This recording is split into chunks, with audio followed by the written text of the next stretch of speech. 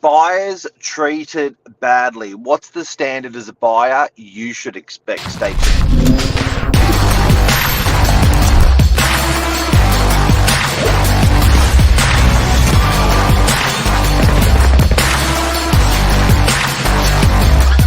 I'm the ringleader, so listen up.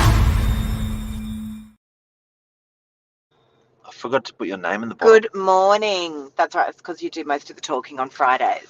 That's right. Woo. Good morning. How is everyone? Hope everyone is smashing it out there. The weather has been beautiful, which is great. And the market is well and truly pumping. But this morning, guys, want to talk about buyers and how do buyers get treated in the real estate industry. What do you reckon, Mark? Pretty well. If you are watching this, guys, and you're a buyer or you have been a buyer, we would You love... didn't like that answer, did you? No. Really badly. Well, I'm not sure that they do get treated really, really well in the industry. And I'm talking generally, guys. So this is what some of the buyers tell us. This is not us coming to our own assumptions. We have been buyers in the industry, and yeah, it's interesting. But if you are watching this and you have purchased a property, or you are currently a buyer, we'd love to hear about what your experience was like, has been like, is like. Well, let's talk about our experience as buyers. Yeah, go on.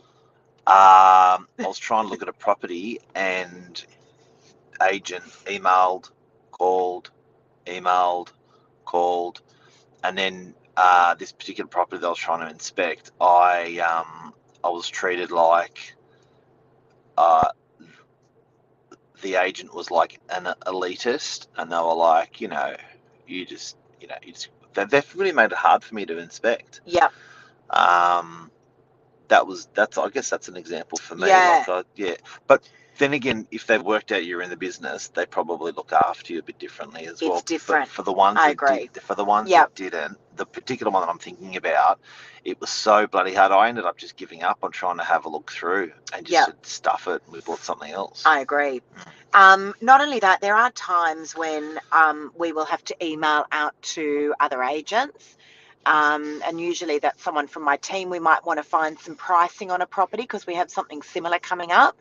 And so we'll send off an email, and it could be days until we actually get a response back from agents. We were literally just talking about this a moment ago, Mark, speed to service and how important it is, not just in our industry, but how important it is just generally now. If you think about our expectations on, and I'm often saying this, on getting an Uber or ordering food, everything these days is just like, I want it now, I want it now, I want it now. It's so quick. And the expectation in real estate is the same. And, this is how really I built my model within our business, was about speed to service. And if you just let people know about properties before they hit the market, or you respond to them really quickly, you're going to win hearts everywhere. Which makes it tricky, because when you then go out to the industry or you're a customer, not necessarily even in real estate, it makes it hard, because you're like, you want that quick service. Like, to give you an idea, as a seller, so you're selecting an agent to award your property to sell, and that agent's going to be dealing with your buyers. I'm really surprised that more sellers don't do the cold ring the agent. Before they even get the agent. The mystery shop. Before they get the agents to say, come look at my house, they send 3 email inquiries, or they call 3 agents, and just see how they're looked after. And the buyer, like, is seriously. And certainly we get paid by the vendor, but without the buyers, there is no business. Yeah. So but first and foremost, buyers, like anyone else, are just lovely human beings. So if you just look after people, they will 100% refer you. And it shouldn't be about the referral, and it certainly shouldn't be about the money. But if you look after people, the rest will come. Yeah. And that has always been my motto, And the reason this came up was because we sold a property at auction on Tuesday night. And the buyer called me yesterday. We were on the phone for about a half an hour, and she said, Lisa, I just want to let you know what the experience was like with other agents. You know, we must have gone to 50 open homes. And she said there was just no, you know, lack of callbacks, lack of follow up. You almost felt like it was just an inconvenience when you were walking through some of these open homes. And guys, this is not everyone. There are some phenomenal agents out there that treat buyers phenomenally well. This is a buyer who had told me about their experience with us and then their experience with other agents in the area.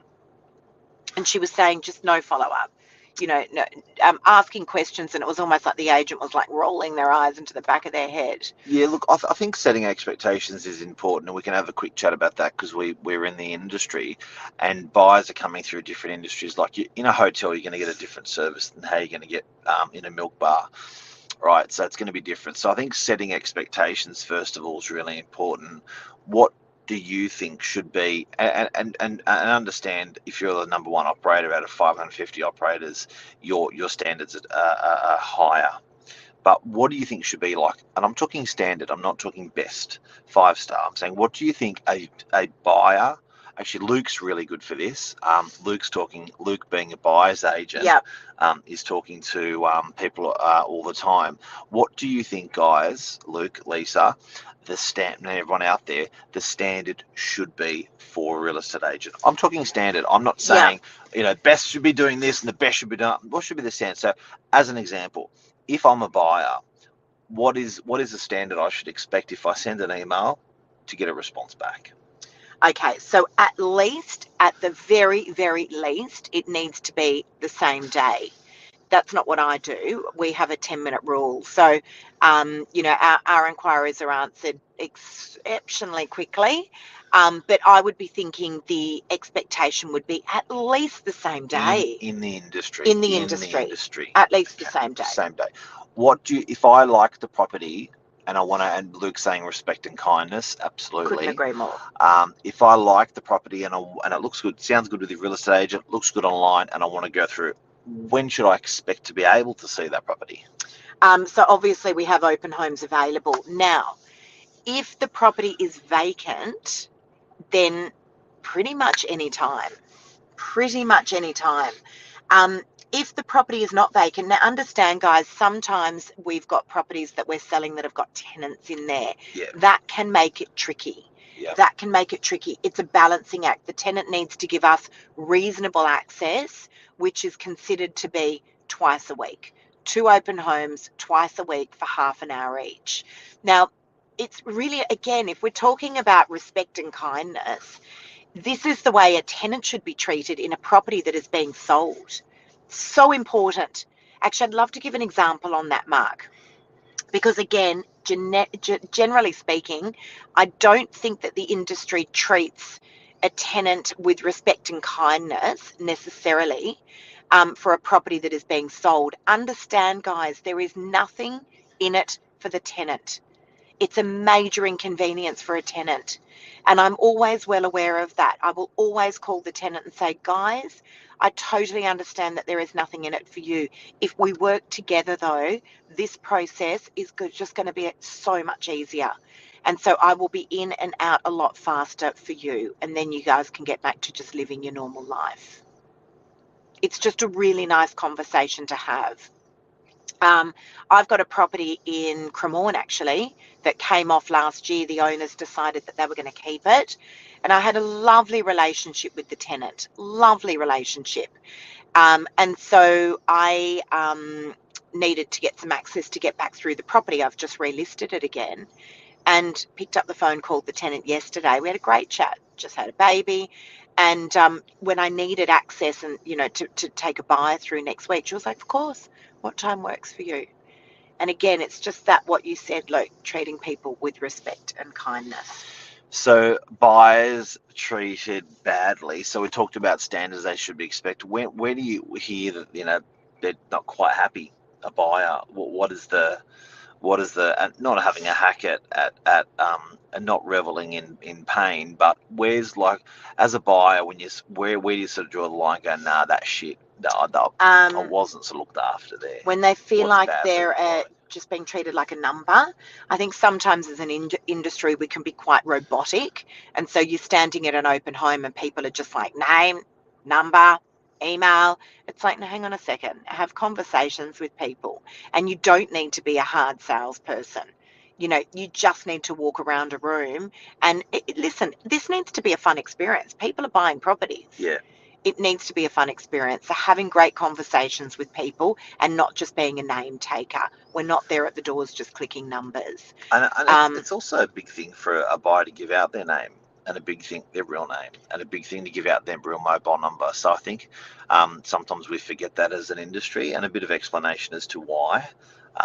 You know, when you meet someone saying, you know, hey guys, you know, thanks for coming through. The owner's asked us to take names and numbers so they know who's come through their home. Is it okay that I take your details and what are you down? doing with the details? Because I And think a just a lot bit of of a chat. Like what I'm saying is, when you understand the opposite, you get this: what's your name and what's your number? Go have a look through. That's shit. You know, agreed. and I don't think we're quite that aggressive, but we're not. Sometimes it's not that far off. So I think a bit of empathy there, a bit of explanation. It could be their first time that people are coming through properties in general, and just having a bit of a chin wag as to why The, we take names and numbers, and a bit of absolutely. And empathy. the buyers tell me that our open homes are just are fun and they're lighthearted, because often I'm just wandering around the room. I'm not asking the general questions. So, are you finance ready? And what budget are you working with? And what are your thoughts about the property? And, you know, I'm not asking the generic questions. I'm just having conversations with people as though it's just a bunch of friends in a room. That is so much better. People will open up because they feel comfortable if they want to. Can you imagine? Buyers are going to 10 open homes on a Saturday. Imagine the same thing: name, number, email, your finance ready, what are your thoughts on the property? Like, imagine the Biscuit same face. questions. Yeah. Biscuit face. You got to be on. You're on show. You're on show. Have fun, make people feel comfortable. And you're coming. You know, an agent can come across hundreds of buyers in one day. Big smiles. I always say on a Saturday morning, big smiles, guys. Get out there. You know, smile, and the world smiles with you. Can I Huge. say probably one of the biggest ones that I hear, one of the biggest complaints that I hear from buyers is that they were interested in the property, the agent never followed up the buyer, and then they find out that the property has been sold. It's Mark, it's not funny, and it really does happen. The amount of people that go, I will never deal with that agent again. Yes. Because we had put an offer on that property and then we found out that it got sold, and we never even got a call. Yeah. Shocking. Calm down, Les. Don't look at me like that. It's shocking. It really upsets me. At the very, very, very least, certainly if you've put an offer in, there is not a chance that we haven't gone back to you. But at the very, very, very least, we will send out an SMS, not just to the offer makers, but to every single buyer that inspected that property, saying that the owner is close to accepting an offer on the property. Where are you at? If you have interest, would you please call me urgently? At the very, very least. Bit of common sense. Courtesy is what it is. Bit of common sense. And also 3 touches. I think you can expect as a buyer that if you don't call the agent back, he will call you again. And if you don't call them back, they will call you again. And internally, we have a 3-touch policy that after an open house, we will attempt 3 times to contact the buyer. And if they don't call us back, we just leave them alone. Yep, exactly. But again, we will still catch them in that SMS. In the event we're close to getting a deal done. Yep. This is obviously prior to auction, or it's pre-market, or whatever it might be. But as I said, you know, the reason this conversation came up today was because of the buyer, this beautiful buyer that had taken the time to write the most beautiful text and review, but then followed up with a personal text just saying, you need to understand. And then we had a half an hour conversation yesterday morning, because she said, I went and met some people, likely your competition, at other open homes. We'd inspected a good 20 properties before we purchased this one, and I just want you to know how we were treated by you guys and what goes on out there in the industry. I thought you might like to know it from a buyer's perspective. You women. Beautiful stuff. You and actually, women are good communicators, aren't you? I can't do more than 3 words in an SMS. There's a big long one. Big long. Well, she had some beautiful messages. But, you know, it started with, you have restored our faith in the process of buying and selling, particularly in this tricky market of low stock and high number of buyers. But then went on to mention not just me, but everyone else in the team, which I loved. You know, it was Billy and Xanthony and Jono and everyone else that got a mention. Did you mention me? She did mention you actually in the conversation yesterday, saying how lovely. And she's like, you know, and then your husband, honestly, really, you know, and just we can see you love what you do, which was not only evident in the way you presented and spoke about the home, but especially in how you treated us with genuine interest, kindness, and respect from our first visit at the first open home. There you go. That's the buyer. That's the Genuine buyer interest, feedback. kindness, and respect. That's standards. And then I just want to, Mark, can I just finish off on this topic by saying that about 2 years ago, we had some buyers come through a really, really beautiful property that we were selling at the time. And it was, many of you will know, Michael and I worked together. Michael Silich and I worked together. Thanks, Julian. And these lovely buyers had come through this property. And I remember the open home very well. It was a really busy open home. Anyway, the buyers didn't end up purchasing the property, but we stayed in touch with them. And 2 years later, as in the last couple of weeks, they called us in for an appraisal in an area that we don't sell in usually, for a very, very prestige home. Anyway, we ended up signing up the property. And these were, as I said, buyers. Mark, as you mentioned before, you don't know why more people don't mystery shop agents. But, Yeah. you know, little did we know that was kind of a mystery shop at the time. But most agents would have just thought, nah, they're just buyers, you know. But they then went on to sell a $16+ million property, which we were awarded to be part of that process. Playing the long game, as a result. As Julian was saying, it's getting, you know, it's the short game that a lot of the people look at in the industry. Yep. Before we go, anything else to talk about this week with our budget? You love budget talk, don't you? Yeah, I do love budget talk. I mean, I have to say, I don't think that there was just an enormous amount there. What do you think, Mark? Fluff. I thought it was a little bit of fluff this year. Keen to hear what your thoughts are, guys. I was a bit like, I was sort of looking for stuff to go, oh, and I didn't really find any of that. No nuggets. No. Anything else this week? Just more and more and more public holiday buyers. happening. I can't believe all these public holidays. Well, that's usually the Queen's birthday. Now it's the So it's the King's birthday. Yeah. Interesting. But just still not seeing a lot of stock on the market, guys. Really not seeing a lot of stock on the market. We are genuinely seeing an enormous amount of buyers back in the market. There is no doubt about it. And there's a real frenzy about the market now as well. Yeah. Buyers wanting to buy properties before auction. And have you got anything coming on, Lisa? Can you show me something off market before it even goes onto your social media? I'm hearing that happening more and more again now. I was with an industry leader on artificial intelligence yesterday. Oh, which is pretty interesting. Sort of what the industry is doing with AI. What are they doing? It's hiving its way through. Wow, quickly as well. And agents store and own a lot of data, and they don't really know what to do with it because there's so much of it. So AI is now being applied and overlaid through all their data just to work out what the agent should be doing. So it's servicing the industry better. So doing things like acknowledging that person has been through more open houses than anyone else and saying, please call these guys, they're active.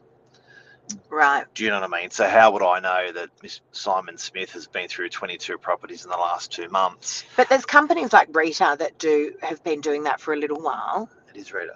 Oh, you're talking about Rita. Yeah. Okay. They're awesome, guys. If you're in real estate, here's a plug, and this is not a sponsored post, but if you are in the industry, these guys do a phenomenal job. Rita, RITA. There you go. And you know, the bottom line is, I think it's a bit evasive. Like as a buyer, you can think, oh my God, I don't want that data going out to anyone. It's contained within who you've given it to. Yep. But it's just sorting it for the agents. And I think it's going to deliver a better service to buyers. I know it's going to deliver a better service to buyers, because if I've been through 22 properties in the last 2 months, and my name's Simon Smith, and I expect to get more calls, better service, because I'm out Yeah, there. I agreed. want someone to be there on Agreed. the journey. So AI is, I think, It's going still to very make going to clunky. make it better. Databases. I mean, and I've been saying it for years and years, I think emails are one of the most frustrating forms of communication. They drive me nuts. Honestly, they do. And it's not going to be too long Can we get until rid I of think that they're emails just in obsolete. Australia? They drive me nuts. And the fact that we still do these email, we do all these email blasts out to prospective buyers to let them know that new properties, it's not the only thing we do, but it's part of our, onboarding of new properties. We email blast out the properties to any buyers that are in the database that fit that category. Again, that's just one layer of the stuff that we do. But I hate emails. I really do. I really do. Hate's a really harsh word. Yeah, it drives me nuts. I'd be very happy just to switch off my my emails completely, because you got WhatsApp, you got so many different avenues these days, social media. The only thing I like about emails is it's still sticky. Whereas when I see a WhatsApp, it can get lost after all the other WhatsApp. Really? Yeah. Have you ever gone on your phone and tried to find an email? Mark, seriously. No, Have you I'm ever saying, gone on I'll and give you an example. Say that's the most frustrating thing ever. I use them like a to-do list. Yeah. I can't use WhatsApp like a to-do list, because it just sort of gets layered and lost It's got a great search. in the conversation. It's got a great search. If you remember, WhatsApp. so sometimes I'll screenshot something in my WhatsApp and send it to my email, just to sort of remind me in my to-do list what to do. Because thanks for coming. It sounds like an old person's conversation. All right, that's a show, guys.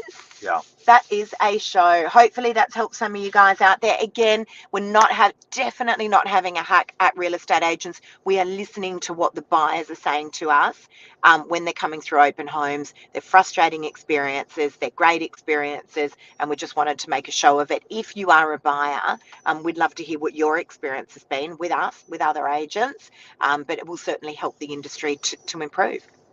That's the point.